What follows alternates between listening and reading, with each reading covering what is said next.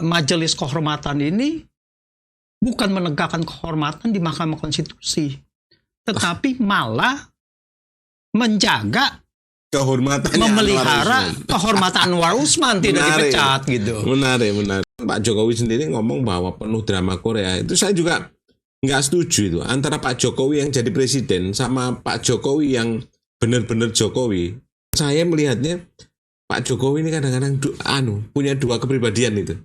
Itu menurut saya. Kok aneh gitu loh. Dia itu nggak paham dan tidak merasakan atau apa. Dia melanggar sendiri, dia ini sendiri dan segala macam. Itu menurut saya bukan negarawan gitu. Memang dia pemain. Putusan Majelis Kehormatan Mahkamah Konstitusi (MKMK) dalam sidang dugaan pelanggaran etik terhadap Hakim MK menimbulkan banyak pertanyaan. Anwar Usman yang terbukti melakukan pelanggaran etik berat tidak dipecat sebagai Hakim MK. Selain itu, putusannya mengenai batas usia Capres-Cawapres juga tidak dibatalkan. Apa yang sebenarnya terjadi? Bersama Profesor Antoni Budiawan, pengamat ekonomi dan politik, Kacamata Channel akan membahasnya lebih dalam.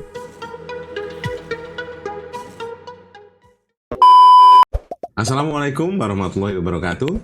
Teman-teman sekalian, netizen, saya berharap teman-teman masih sehat-sehat ya, meskipun mendengar dan melihat gelombang ekonomi yang luar biasa yang kadang-kadang membawa kita tidak mapan secara berpikir gitu. Tapi ya semoga kita masih sehat ya, Prof. Pak Antoni Budiawan juga masih sehat, kita masih sehat. Begitu Anda bisa menikmati ini, maka Anda sehat. Itu hanya ya. Baiklah.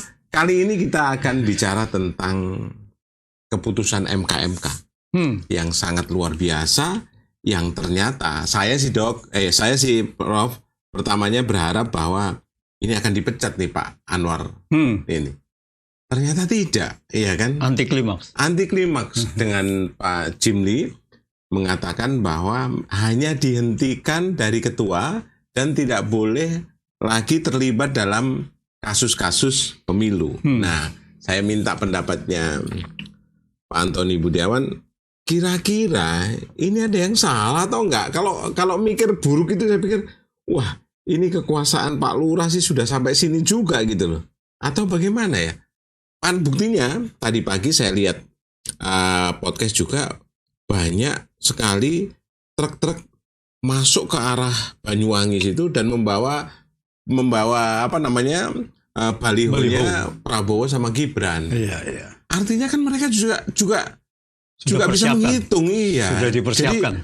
Jadi itu bukan sesuatu, putusan itu bukan sesuatu yang tidak terendus. Kira-kira begitu. Bagaimana? Iya, ini ada beberapa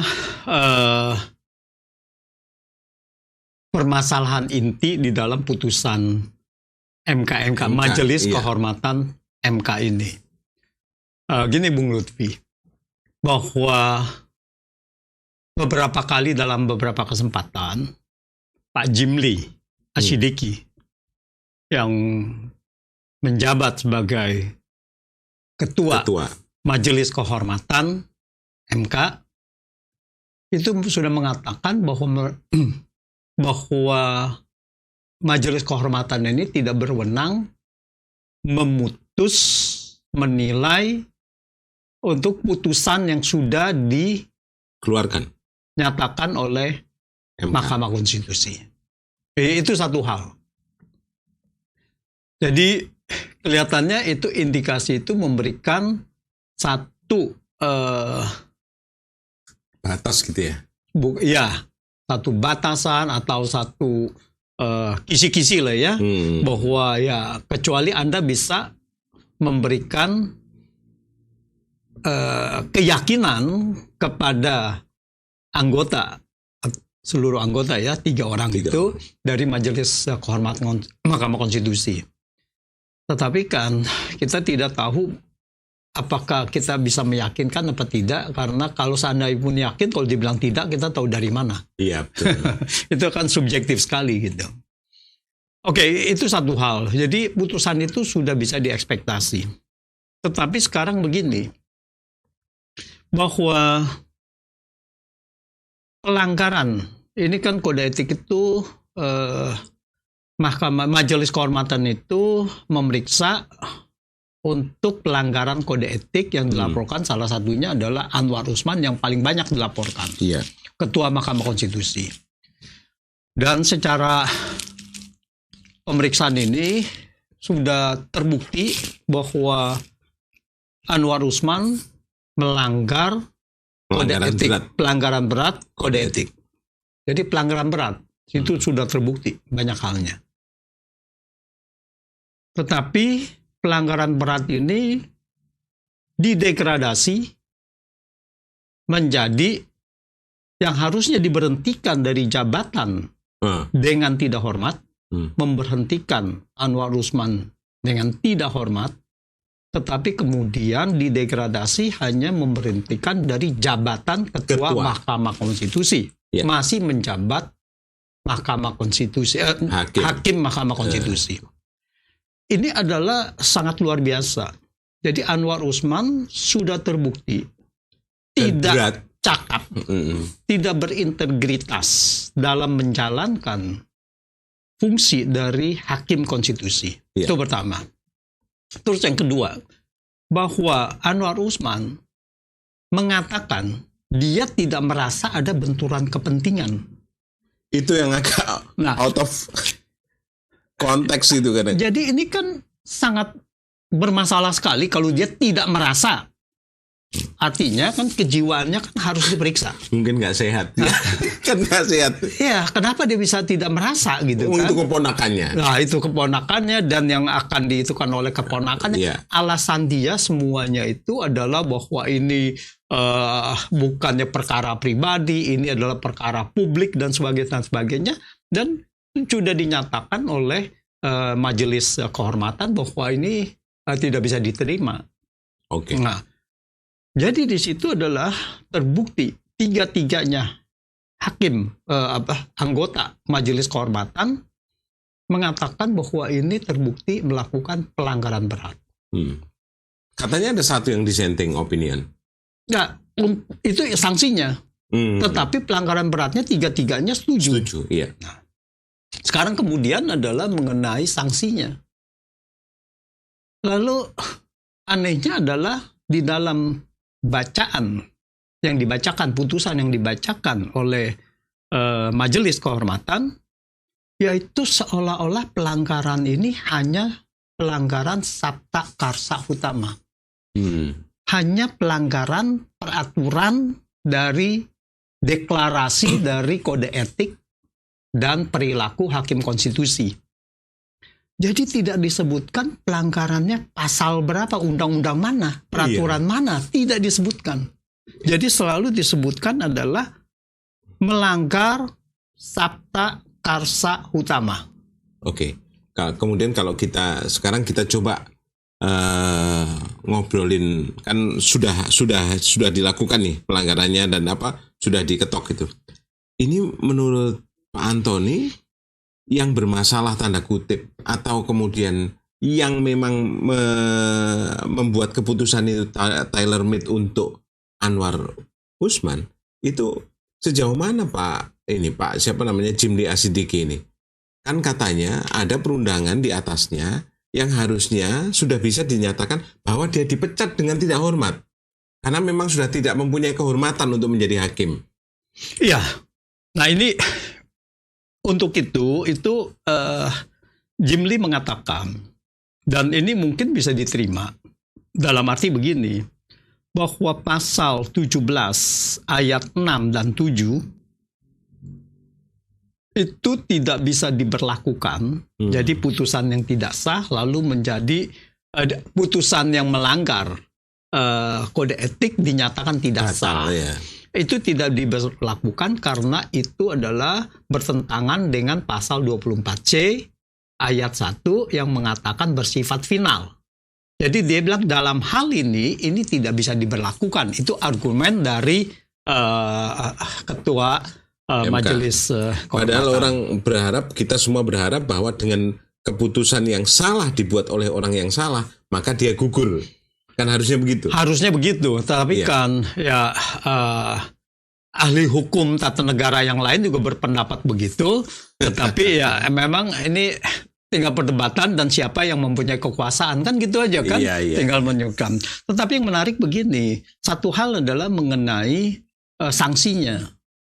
Nah, kelihatannya Majelis Kehormatan ini bukan menegakkan kehormatan di Mahkamah Konstitusi, tetapi malah menjaga, memelihara kehormatan Anwar Usman tidak dipecat gitu. Menarik. Karena apa? Karena kalau pelanggaran berat kode etik itu mau tidak mau harus cuman satu saja jalan keluarnya. Mau Dipecat. tidak mau adalah sanksinya adalah diberhentikan tidak dengan hormat. Itu undang-undangnya mengatakan begitu dan peraturannya juga mengatakan begitu gitu.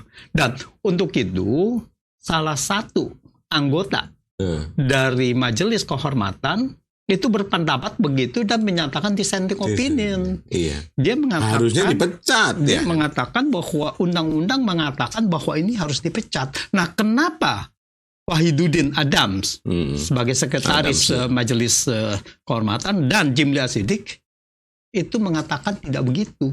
Nah, menurut saya pertimbangan dari yang dibacakan oleh Jimli Asidiki ini juga menurut saya tidak tepat dan mencederai keadilan. Tapi dialah yang punya keputusan, iya kan itu tadi.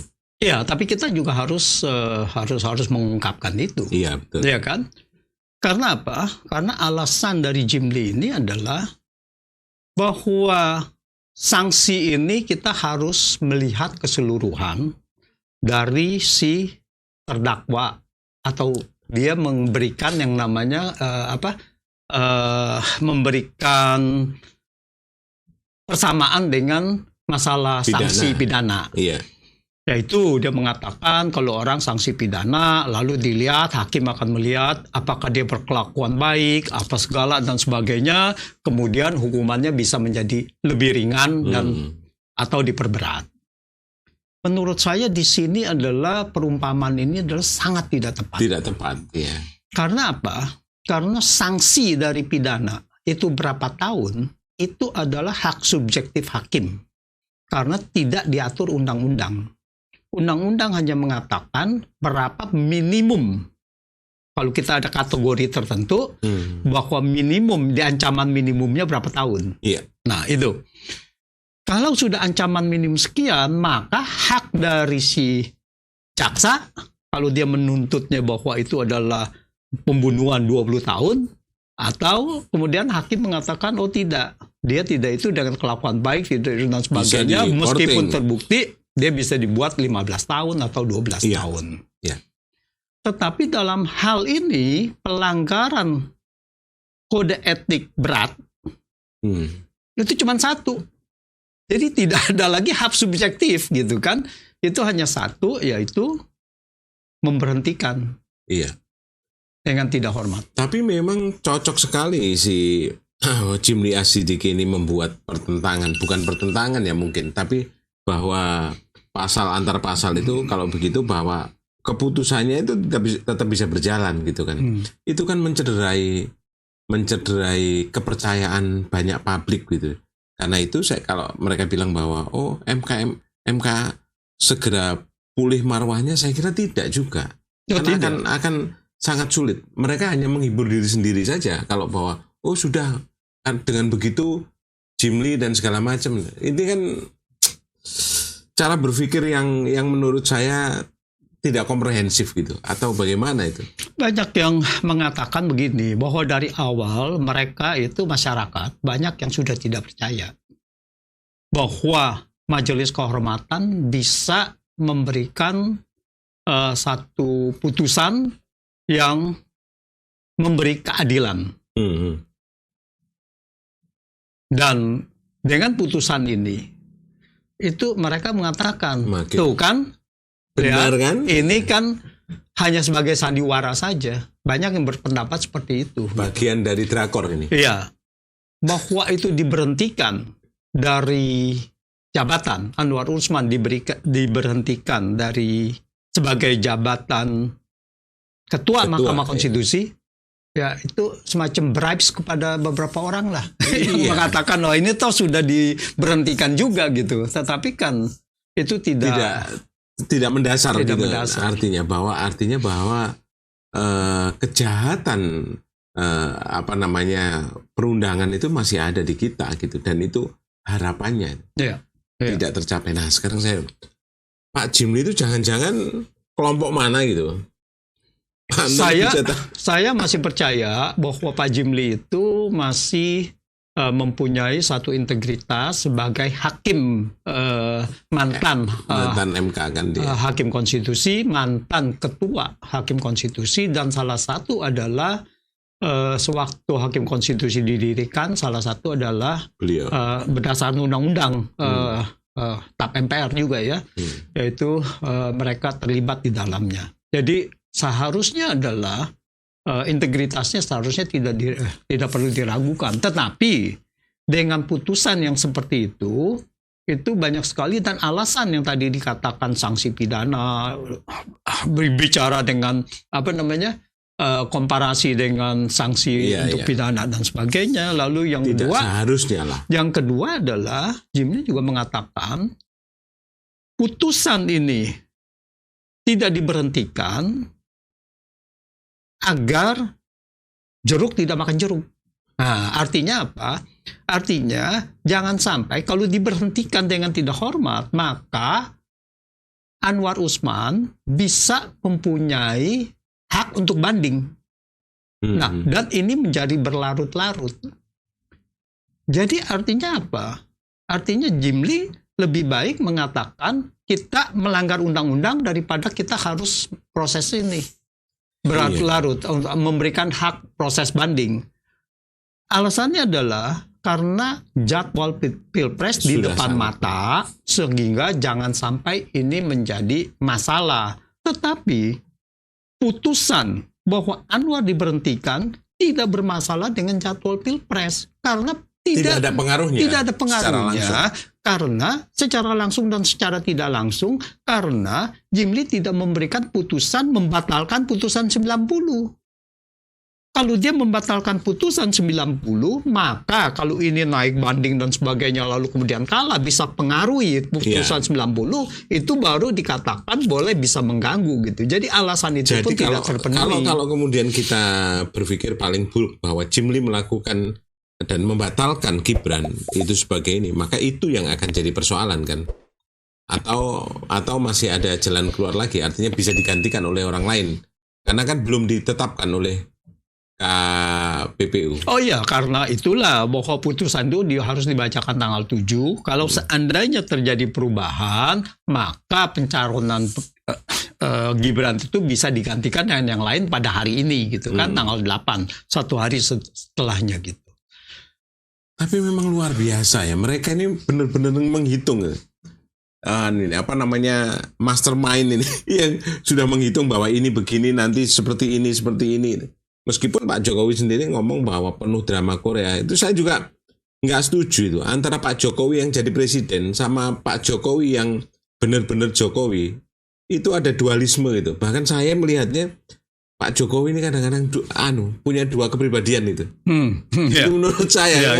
Kok aneh gitu loh. Dia itu nggak paham dan tidak merasakan atau apa. Dia melanggar sendiri, dia ini sendiri dan segala macam. Itu menurut saya bukan negarawan gitu. Memang dia pemain. Makanya itu sejak lama, maka beliau bilang saya harus cawe-cawe.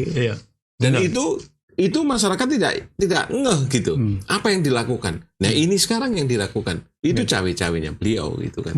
Menurut saya. Benar. Jadi kalau kita lihat memang bahwa berkepribadian ganda itu adalah satu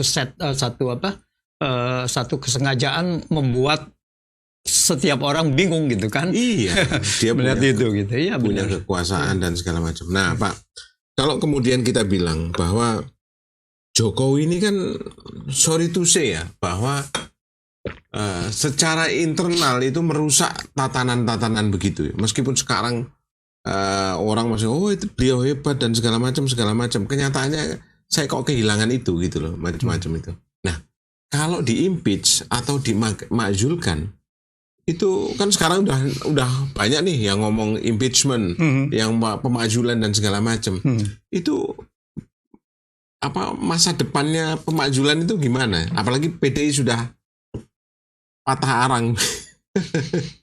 Ya, sebetulnya kan kalau dilihat bahwa kondisinya atau dilihat bahwa persyaratannya sudah memenuhi syarat, kan proses pemakzulan itu kan adalah satu hal yang dijamin undang-undang. Dan itu di DPR sana, di parlemen ya? Iya, dia jamin undang-undang dasar, ya, bahwa DPR bisa meminta kepada Mahkamah Konstitusi untuk memberhentikan presiden kalau dengan alasan-alasan yang jelas. Dan bukti-buktinya tentu saja. Beberapa pihak sudah mengatakan bahwa alasan-alasan itu sebetulnya sudah berceceran di mana-mana gitu. Iya. Sudah ada gitu. Nah, jadi tinggal sekarang memang kekuatan politik. Karena mau tidak mau, pemaksulan ini adalah proses politik. Butuh dukungan itu ya. Karena harus diusulkan oleh 2/3 dari jumlah anggota DPR yang dihadiri oleh paling sedikit 2/3 dari anggota DPR. Ya. Pertanyaannya itu, jika itu dilakukan grupnya Banteng, itu mungkin atau tidak? Saya rasa belum cukup. Belum cukup kan? Belum cukup. Harus ngambil dari grupnya Prabowo juga kan? Iya. Sama Anies gitu. Karena kalau kita melihat bahwa dari total 575 kursi di DPR, maka diperlukan 384 kursi untuk bisa proses ke Mahkamah Konstitusi. MK. Untuk proses itu. 384 kursi. Kalau kita anggap 3 partai yang ada di kubu koalisi perubahan dan 2 partai yang ada di kubu kita koalisi apa ya? Ganjar Mahfud. Iya. Nah, itu totalnya adalah 314. Masih kurang. Jadi masih kurang sekitar 70 kursi. 70 kursi suara. Ya. Jadi tidak cukup untuk itu. Dan memang berat ya ini proses yang berat kalau pemajulan itu ya. Proses yang berat. Dan kita kalau kira-kira meskipun kalau kita tahu bahwa ini sudah memenuhi syarat, sudah melanggar ini, sudah melanggar tidak itu. Didukung oleh partai politik. Iya. Nah, selama partai politiknya benar-benar tidak menegakkan peraturan, dia hanya melihat untuk kepentingan partainya saja, maka negara ini akan semakin rusak. Karena proses hukum ini tidak berjalan. Kalau seandainya memang itu sudah ada bukti banyak bahwa presiden melanggar, apakah itu perbuatan tercela, apakah itu perbuatan melawan hukum, apakah itu pengkhianatan terhadap negara, dan kalau sudah dilihat banyak bukti-buktinya cukup untuk melakukan itu dan tidak dilakukan, maka ini adalah satu kejahatan konstitusi juga dari DPR. Iya, saya kira akan sulit dan Pak Jokowi akan melenggang dengan tenang saja, meskipun dia berkepribadian ganda yang saya sebut tadi, bahwa dia ngomong begini di balik punggungnya sendiri dia tahu ya ada orang di balik punggungnya yang melakukan tidak netralan itu. Jadi politik makan siang waktu itu ya saya lihat bahwa ini cuman itu orang yang berkepribadian ganda dan sekarang ada di depan kita, yang kemudian kita lihat bahwa ya kita yang jadi korban akhirnya kan gitu. Iya kan, Bro? Iya. Ya, jadi kalau kita sih mengharapkan bahwa proses-proses yang tadi kalau dianggap cukup dan masyarakat menganggap cukup, ya ini bisa saja kelihatannya bahwa kekuatan partai politik di parlemen itu bisa tiba-tiba berubah kalau juga ada desakan dari masyarakat. Nah, kita tidak tahu sampai sejauh mana desakan dari masyarakat. Contohnya adalah misalkan di waktu Pak Harto ya.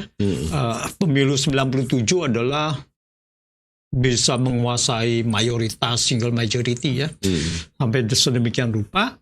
Tetapi kemudian dalam waktu singkat juga 98 juga gugur.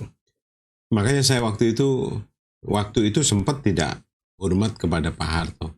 Tapi ngelihat sekarang, saya justru hormat kepada Pak Harto. Sangat. Ya, ternyata mereka memberikan Indonesia lebih baik daripada sekarang. Ya. Sekarang ini kan utang banyak dan segala macam. Ya. Gitu. Meskipun begitu, Pak Harto tidak akan bilang ke anaknya, kamu jadi presiden kan? Benar.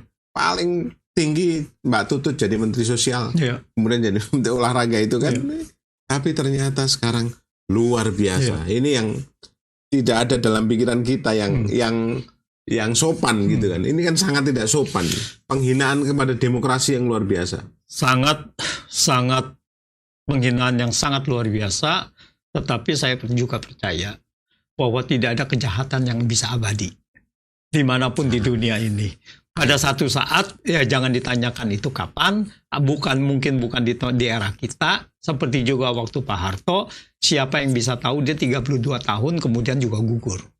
Ya, pada saat itu orang pada tahun 70-an, pada 80-an, itu menganggap juga tidak bisa berusaha, tapi banyak yang sudah meninggal juga, akhirnya setelah era dia, Soeharto juga bisa gugur. Artinya tidak ada kejahatan abadi dan kita hanya berharap kepada Tuhan kan begitu. Tidak juga berharap kepada Tuhan. Tentu saja kita berharap kepada Tuhan, tetapi manusia berikhtiar, ya kan? Dan nanti ada beberapa pasti generasi-generasi yang akan datang dan melihat, dan di situ adalah perlawanan-perlawanan. Seperti kalau kita lihat di zaman feodal Prancis misalnya, ya begitu dari Raja Louis kesekian gitu sampai tuh akhirnya yang ke-16 juga hancur juga gitu. Nah, itulah perlawanan dari masyarakat itu akan berlanjut terus. Selalu gitu. Begitu ya. Iya. Nah, sekarang Prof, saya ketemu sama beberapa politisi di Senayan, mereka bilang begini, nanti siapapun pemenangnya akan saling sandra. Nah, ini yang saya nggak ini. Maksudnya bagaimana? Kalau Anies menang juga di sebelah sini yang nyandra, kalau kemudian Ganjar menang juga nanti sebelah sini yang nyandra dan segala macam. Nah, apakah komposisi ketiga kekuatan ini memungkinkan saling sandra itu? Saling sandra? Karena kekuatan itu kan sekarang berpusat pada Prabowo. Semua ini kan semua menteri dan segala macam Prabowo dengan diinisiasi oleh Pak Jokowi misalnya. Sementara pemimpin yang sekarang sudah agak bergeser itu adalah PDI gitu. Kalau kemudian Anies ini kan newcomer bener-bener yang memang kelompok Muslim banyak di situ, yang memang menentang dua kekuasaan ini yang memang sama-sama mereka sebut bahwa ini bad news gitu. Ya, kalau Anies tidak memenangkan kontestasi ini, Anies namanya sudah pasti akan tenggelam. Ya. Karena tidak bisa ada perlawanan, maksud saya, karena dia bukan bagian dari partai politik. Yang bisa tadi menjadi bagian dari partai politik, yang bisa menjadi saling sandra dan sebagainya, itu adalah bagian dari partai politik. Nah, kalau kita lihat Prabowo Gibran misalkan menang, itu suaranya itu baru sekitar 40-an%. Jadi kalau di parlemen itu masih sangat ini sekali, kurang sekali untuk bisa menguasai parlemen. Tapi kita ingat bahwa zaman era Jokowi, dia sewaktu berkuasa pada 2014 itu hanya menguasai 40% saja. Tapi kemudian partai politik itu diganggu-ganggu. Dikasih kemudian macam-macam itu. Pertama PAN menyeberang, lalu kemudian P3 dibikin dualisme, lalu kemudian Golkar dibikin dualisme. Itu waktu ada Golkar Abu Rizal Bakri, ada Golkar Agung Laksono gitu kan.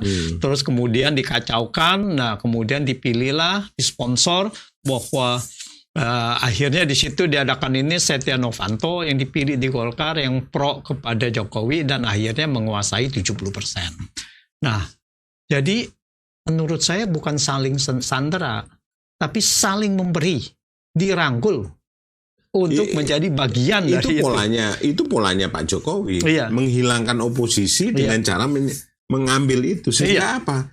Ketika kemudian dikasih duit misalnya ini, terus kemudian digunakan dan itu tidak benar, maka itu jadi catatan. Kamu mau jalan sini atau kamu tak masukkan penjara, kan begitu. Pak Jokowi itu kan tersandrannya begitu, tersandrannya begitu. Dirangkul menjadi seolah-olah apa mau koalisi, dukung kita, tetapi kemudian ada ancaman-ancaman di situ. Ancaman-ancaman. Makanya itu mereka kan bilang, oh iya ini karena diancam, karena begini. Saya kira itu betul lah, ya kan? Iya. Kenyataan itu sangat jelas kan. Sangat jelas kan begitu Erlangga diperiksa ya di Kejagung ya, langsung Samona lalu kemudian langsung ini ya, ya yang cukup mengagumkan adalah ya Nasdem ya. Meskipun begitu ada beberapa menteri yang diperiksa, dihajar, tetapi pencalonannya itu tetap gitu. Dan yang cukup ini adalah PKB.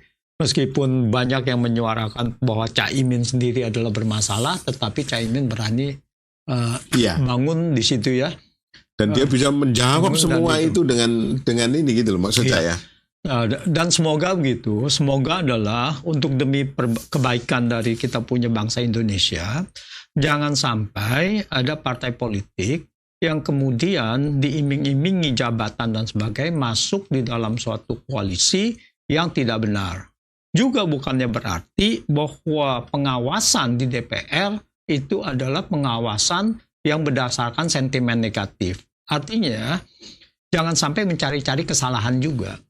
Tapi harusnya adalah menjalankan fungsinya secara benar. Kalau pemerintah baik, ya harus dikatakan baik. Kalau pemerintah tidak baik, harus dikatakan tidak baik. Dan berani memproses hal-hal yang tidak baik.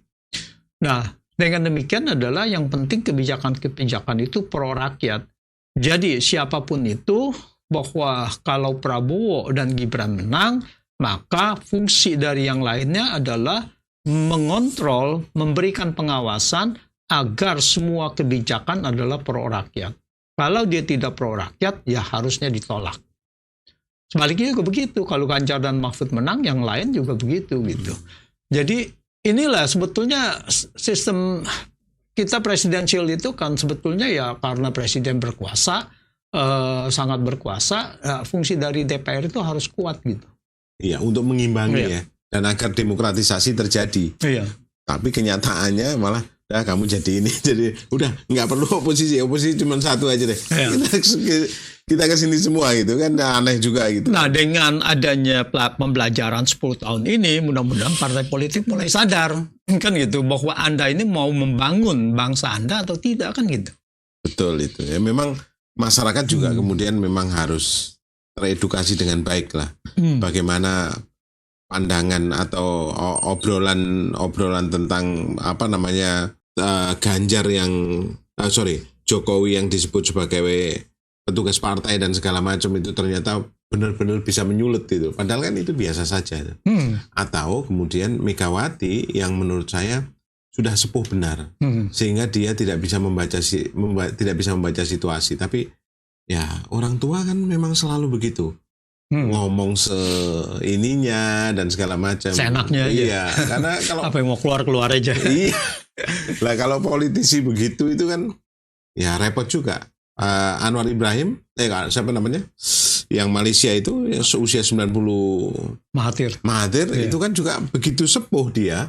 Omongannya udah nggak ini lagi begitu loh. Berbeda sewaktu dia, meskipun dia pada saat itu sepuh, sewaktu 80 tahun, dia masih sangat ini. Iya. Tapi akhir-akhir ini ya memang mau tidak mau out of date gitu maksud saya. Umur tidak bisa dibohongi.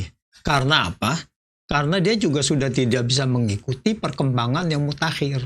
Itu dia. Saya berharap bahwa anak-anak muda ini makin punya tempat, makin punya waktu berpikir soal politik ya. Meskipun tidak anak muda seperti Gibran maksud saya. Tapi anak-anak muda yang cakep dan soal pemikiran dan segala macam itu kan banyak di Indonesia. Banyak anak muda yang sebenar-benarnya anak muda itu sangat banyak sekali. Jangan seperti Pak Amin Rais katakan, ada juga anak muda gadungan gitu. Anak muda gadungan. Itu kan jelas ditujukan untuk siapa gitu kan. Ya disebut pada Iya. itu Gibran itu adalah anak muda gadungan. iya. Anak milenial gabungan atau apa Gadungan. gitulah. Semoga kita tidak jadi orang dewasa gadungan pula gitu. Dan banyak itu juga Iya. orang dewasa gadungan. Banyak sekali, apalagi partai politik itu tempatnya Iya. orang dewasa gadungan. Iya. Baik teman-teman sekalian, kita cukupkan obrolan dengan Pak Antoni Budiawan yang memang selalu memberi banyak kisi yang lain yang kemudian kita tidak sempat lihat. Ternyata begini. Nah, itu menariknya kalau ngobrol tentang ekonomi politik dan macam-macam. Saya kira kita sudahi saja kali ini. Dan semoga nanti kita akan berjumpa lagi dengan tema yang berbeda. Assalamualaikum warahmatullahi wabarakatuh.